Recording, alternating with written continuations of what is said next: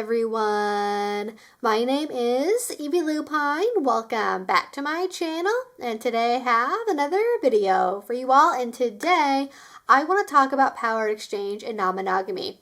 Is it possible to do the two together? And if it is, how does all of that work? In the BDSM community, we often pride ourselves on being flexible and inclusive, especially with other people's dynamics. Do you like pretending to be a dog? Does your partner show up to every event in a color-coordinated tutu outfit? Does your S-type speak only in the third person? All of that is totally fine. You know, your kink is now my kink and all of that jazz.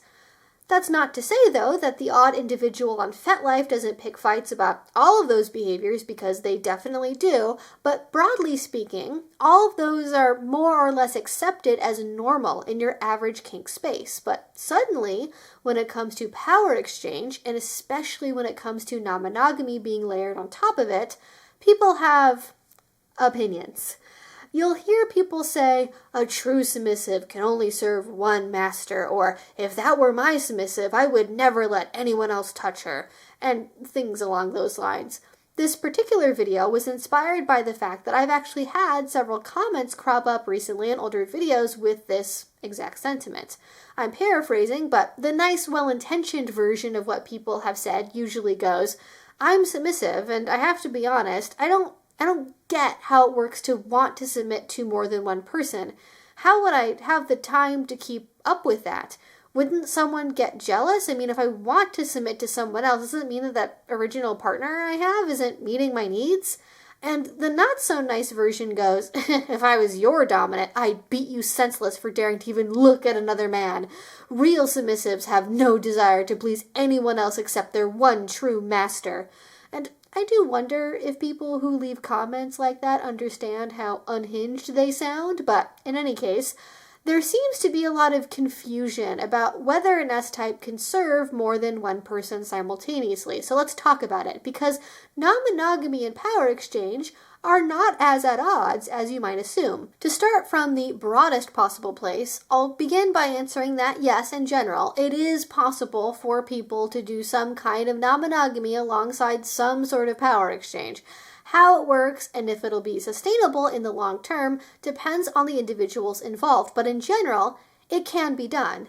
And I know that because I've been doing that for years. So, great. First question answered. Moving on. You want more detail? Okay, fine. Let's talk about it. So the first thing you need to consider when asking yourself how possible all this is what is the style of polyamory you are hoping to pursue, and what level and style of power exchange you are hoping to have, because the devil is in the details. For example, let's look at some of the possible ways of approaching non-monogamy.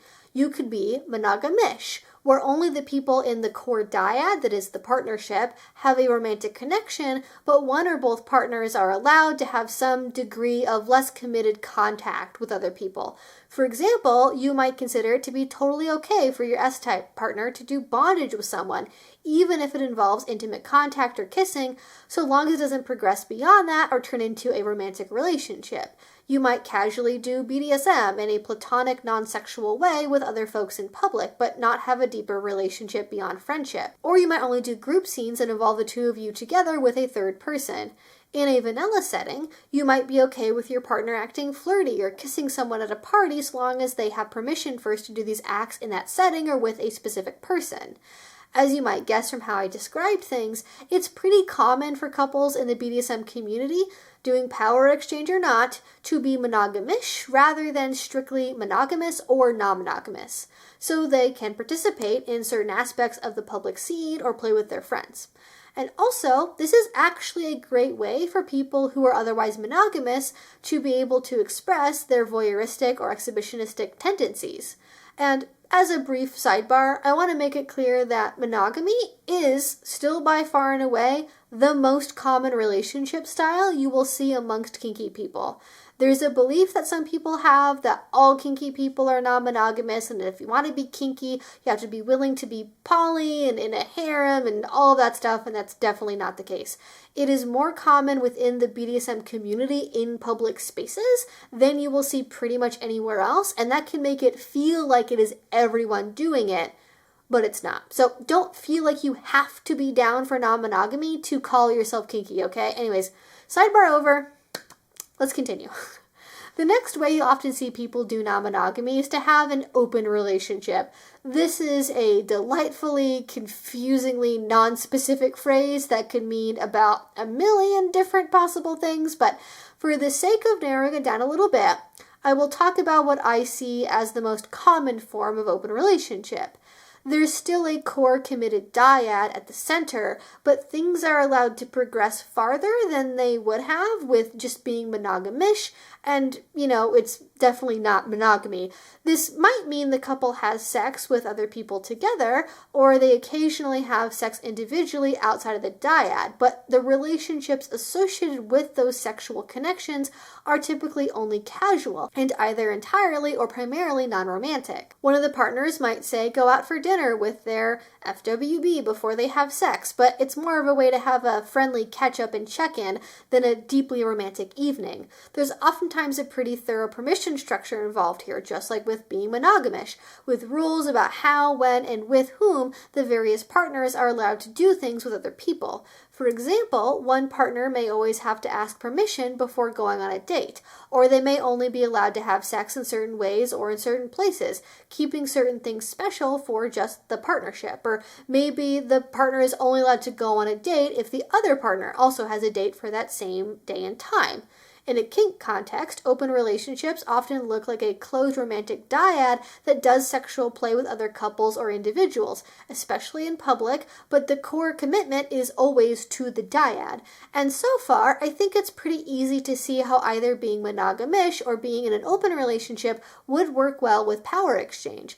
Centering the core dyad means that the DS is always at the center, and the rules and permission structure work right alongside the ones that typically exist for a DS couple too. That is, assuming that the core dyad is where the DS is trying to happen. If you are in an open relationship and trying to do DS with somebody who is not part of the core dyad, it's going to be a little bit more complicated. And it might seem odd to some that a dominant might allow their submissive to be spanked by someone else at a party, only to come back to them for aftercare, but some genuinely don't have a problem with that, especially when the dominant themselves may be part of facilitating the interaction to allow the submissive to explore new types of play their D-type isn't experienced in, or to get their needs met that they can't provide for themselves. And while this often is thought of as the D-type controlling what their partner does or does not do, it's not only just that.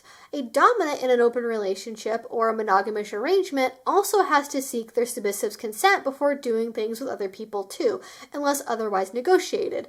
Just like with the rest of power exchange, be that how someone styles their hair or what form of a dress they use, before you have any expectations, you have to negotiate for it first from a place of mutual respect.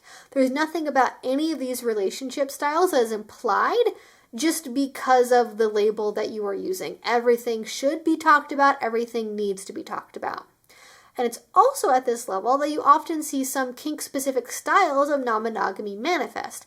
Things like hot wifing, stag and vixen relationships, and the like are typically, but not always, characterized by an open relationship-like approach where the existing couple is the main focus, and anyone else is brought into that dynamic temporarily to facilitate play. This is not to say that folks in open relationships don't care about their FWBs or outside sex partners, and many do develop long-term, close, friendly relationships.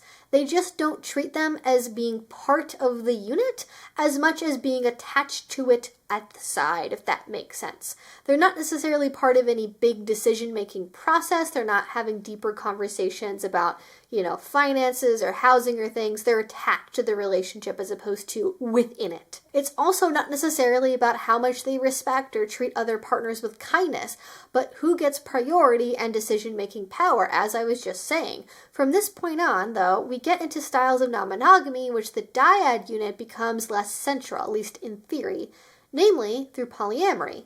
Polyamory distinguishes itself from the other approaches we've discussed so far by emphasizing multiple, complete romantic and/or sexual relationships. many loves, as the root of the term would imply, but even this has several distinct substyles, most notably non-hierarchical and hierarchical polyamory. In hierarchical polyamory, there are primary partners, typically the connections that have been around for the longest and involve the highest level of commitment and enmeshment. Then there are secondary and sometimes even tertiary partners who have less and less seniority and less commitment, though they are still partners. Often, the primary partner has greater weight in decision-making and can sometimes override decisions made by the rest of the group, called veto power. Hierarchical polyamory gets a really bad rap in the vanilla poly world because of how often people misuse such authority to go back on previous arrangements, to get revenge, or to force their partner to be essentially only polyamorous in name but not actually in practice. But, as with anything, there is a better way to go about this. For a power exchange dynamic, hierarchical polyamory may make perfect sense. Think of the often sought-after harem fantasy, in which one dominant partner has several submissives who all work with each other. There's often one who is ranked above the others, who has some degree of authority over them, while also still being completely submissive to the dominant. If negotiated properly and with respect for everyone involved, hierarchical polyamory can be a fantastic tool for exploring this dynamic in real life. A hierarchical polyamorous relationship can also look like a DS couple who have a third relationship in a triad dynamic, where the third partner is submissive to both of them and secondary in larger decision-making processes. Another variation still is the DS couple where the S-type has another secondary partner, with the open understanding that the dominant takes priority as their primary partner. But some people, yes, even folks who do power exchange, don't really like the idea of strict laid out hierarchies like that. So that is where non-hierarchical polyamory comes in. I have to be honest, in my personal opinion, I think non-hierarchical polyamory is often more of an aspirational thing than something that actually happens on a continual basis. Unless you get super lucky and meet several partners close together who are of similar ages and want a comparable level of dedication and are similarly available, there will always be some kind of power gap between partners. Be that how many years you've been together, how intertwined your lives are, the goals you have in common, how much time you spend on each other. At some point, if you slice through it enough, there is going to be a partner that you have a deeper bond with, though, in some way. And it can be really small, or it can be really big. What this doesn't mean, though, is that the partners have a radically different say in relationship agreements or life choices. In non-hierarchical polyamory, things like veto power don't happen, or at least they shouldn't. Everyone is treated as a participant in the decision-making process, rather than a dyad making rules and then telling everyone else, okay, here are the rules that we set for you, now follow them. That kind of thing can even happen in hierarchical polyamory, where the primary partners make up rules and then get everyone else to agree to them or not. It's the difference between being all together at one table and working things out as a group versus two people having a little sidebar over here and then coming back and saying, this is the decision we made, you all are going to now stick to it. And I think this is the point where people struggle to understand how power exchange could possibly fit in, because this is where I'm at and people get confused. It's actually funny because if you're polyamorous and non-hierarchical polyamory is just what naturally works for you and everyone in your polycule is in alignment on that, it just kind of flows. I guess the most general way I could explain how it works if you're submissive and you have two dominant partners is the extent of the respective power exchange dynamics are designed to not impede each other. So, for example, they couldn't both set rules around choosing daily outfits, but one might set a rule dictating that they get a daily photo of your outfit as a good morning message, and the other sets a rule saying they have the authority to pick your outfit if and when they so choose. You can avoid mishaps as long as there's open, proactive communication between everyone, which is a tall order for a lot of people. For example, with conditioned behaviors. More than overlapping rules, this is probably the biggest thing that can cause trouble. Suppose one partner conditions you to need permission to do something, and the other one wants you to do it freely without oversight. In this case, it will be almost impossible to balance that unless you make the conditioning really, really context-specific, which is difficult to do. How do you handle that, then? Well, with the proactive communication I just mentioned. If you're thinking about adding a new rule to a dynamic that might impact another partner, you can just say, hey, so Dom A and I are thinking about trying this thing. Do you have any concerns? And if they don't, great. And if they do, you work it out together. And I know some people will hear that and think, oh my gosh, so you're saying Dom A gets to dictate what Dom B does and vice versa, and everyone is just cool with that? So who's more Dom of the two Doms? Who gets to have the final say in a dynamic? And it's not like that at all. The easiest way to explain it is that it depends on the mentality you go into with what values you all have in your relationships. If you go into polyamory thinking, I need to get everything I want, and if anyone has a problem with that, they're trying to put me down and control me, you're right, sharing a partner with another D-type probably isn't going to go particularly well. But if you go into it thinking, I want to act in a way that takes everyone's needs and wants into consideration, including my own, I have agency and so do they, it's going to go a lot better. It's about seeing everyone involved as worthy human beings, not rivals to combat and try and usurp. It's not about having to share a partner. It's about creating an environment where everyone's needs are addressed compassionately. And to be entirely honest, you need to be a pretty secure, non-competitive person too. If you have low self-esteem and are constantly making negative comparisons, constantly saying things like, you only like them because they have this thing that I don't, you are going to be miserable. But like I mentioned, values are critical here too. Valuing exclusivity and isolation is not conducive to this kind of setup. But if you all share values around autonomy, generosity, and flexibility, you have the groundwork laid out to make something possible. The same thing goes if you're a dominant with more than one submissive partner, for the record.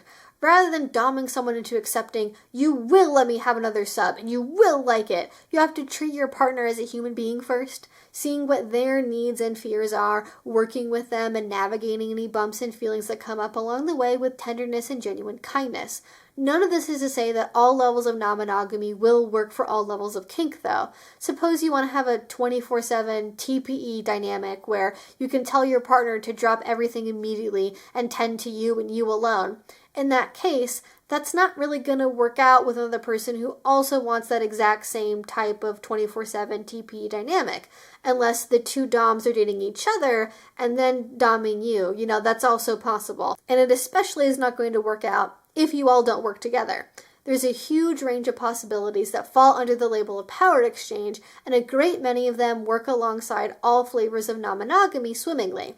But whether you're vanilla or kinky, dominant or submissive, if you're on the outside looking in at non-monogamy, you're probably worrying about the same things. What if people get jealous? What if I'm lonely or feel like I'm not getting enough time to be with my person?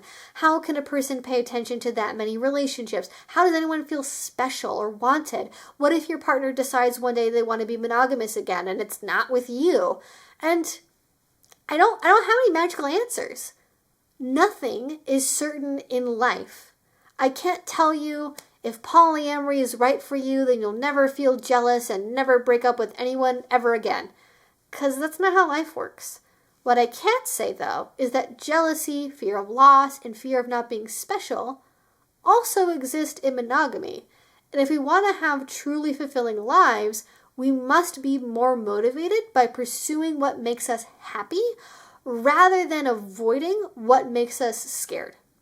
And if we can be honest with ourselves and others about our needs, create safe spaces to speak our minds, and be willing to put in the hard work to cope with our emotions, beautiful, calm, contented, long-term dynamics are possible.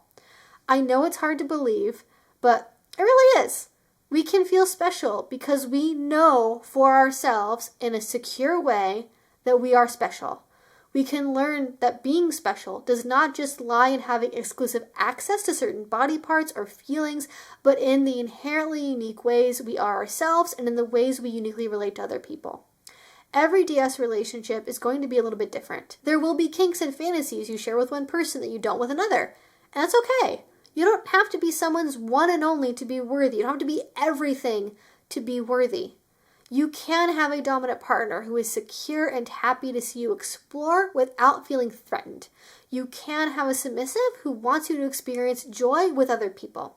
You can have devotion, commitment, and a unique, intimate relationship without sexual or romantic exclusivity if that's not what you want. You can still have rules, you can still have rituals, you can still wear a collar, use honorifics, or any of the other things anyone else does in a power exchange relationship. You just might need to inform someone else when you start trying out wearing a chastity device for the weekend. And all of the other stuff, the scheduling, making sure people have the time they want, are figured out the same way they are in any other dynamic.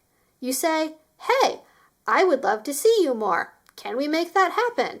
And then they will tell you if and when that's possible. And sometimes you want to change something and that's not going to be possible. And it's not because of the polyamory getting in the way. We all make choices, and some people are going to choose to prioritize work or studying or family time or friendships over casual hangouts and date nights with partners. You can't make someone else value spending time with you, more or less, non-monogamous or not. You simply have to take the information you're given, you have to look at their behaviors and consider, is this enough for me? If nothing changes, will I be happy? And if change does need to happen for me to be happy, is it something that they also want to change too? There is a tendency that people can have within the intersection of polyamory and DS especially, but all kinds of non-monogamy, where a dominant partner will see something that an S-type is doing, their S-type, and they will dictate the change from on high without, I think, the necessary amount of negotiation that goes into wanting a person to change their behavior. And one way that I think polyamory and open relationships and non-monogamy and DS all work together is that you have to, by a certain extent, unless you're doing a kink that overlaps between those two things, you have to treat them as separate. I personally think that it works out better long-term to have an agreement with your relationships where the DS is not allowed to affect the polyamory. Like, a partner who is your dom can't make a rule that negatively impacts a different relationship. So if suddenly you have a dominant partner who is telling you, well, now you have to, ask permission, you have to have a date that's this far out, you can only go out with this person you're already seeing when rules used to be different, now they're changing, and now you can only see them when I already have a date. Like, I have noticed there can be a tendency with dominant partners who are not particularly secure and who are using dominance as a security blanket to attempt to get their need for what they see as respect met, where they will unanimously, without the proper level of consultation that we would typically do in BDSM for new rules in a relationship, they will just unilaterally be like, I need to avoid this bad feeling, so therefore I'm going to now invoke these new rules upon you. And that is not necessarily a great thing. Now, of course, if you have a certain level of DS relationship, right, if you have a total power exchange relationship, that kind of thing might be totally fine. But for most levels of DS below TPE, that's probably not going to be the case. There does need to be some kind of conversation that's happening. And I'm like struggling to figure out how to phrase exactly the way I need to convince people that like this does actually work. There can be feelings that come up, right? Like you might have one partner that is concerned about maybe the depth of play you're doing with somebody else, or they might get envious or jealous of the mark somebody else leaves on you. That doesn't mean that those things shouldn't be done or that those things need to have rules placed around them necessarily. It can just be a conversation of looking at feelings, talking about where they're coming from, doing some troubleshooting with the partner that you have those feelings with about those things and how you want to address it going forward, which doesn't necessarily mean like rules gonna pop up, now you're no longer allowed to do that. It could literally just mean, okay, well, when you're doing a scene like that, I know that I'm gonna need more aftercare for myself, so this is what I'm going to do instead, and just like practicing good boundary setting. And like on the mental side of it, of like, I don't know how I would be able to mentally submit to more than one person, and if I did that, it would be because I'm unsatisfied with the first person. I don't know, like if you have one very specific style of DS you want to do, you only have like one, maybe 2 or 3 really big things that you like doing kink-wise, like maybe you are looking for somebody that can do all of those things, and like if you have all of those, you would not have a desire to ever see or play with anyone else. Totally fair. But for a lot of people that maybe are switches or who just have a variety of kinks they really like if you have 24 kinks, your partner probably isn't going to be into every single one of those, and some of them might even be hard or soft limits for them. So it might make more sense to go see other people and play with other people and have other relationships that can have other flavors of dynamics. And also, I would say, when especially you're doing power exchange, the flavors of those relationships are not interchangeable. Even if I'm technically doing similar things with different partners, they're unique because of the partners I am doing them with, and I can't just like swap one out for the other and then like be happy because like, well, but I'm still doing this kind of play or this kind of dynamic with this other person, so therefore I don't want to submit to anyone else. Like, that's just not how I feel, and how people who are maybe more like wired, you could say, towards a non-monogamy will feel is, you know, I want to submit to the people that I want to submit to, and you know, I want to play with the people that I want to play with, and how satisfied I am in other relationships is not something that dictates how frequently that comes up as a feeling or not.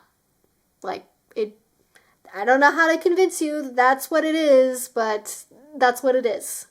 Maybe that's a little bit unsatisfying, but you just kind of have to take my word for it, and this is my brain, and this is how I think about these things, and it's fine, and it goes great.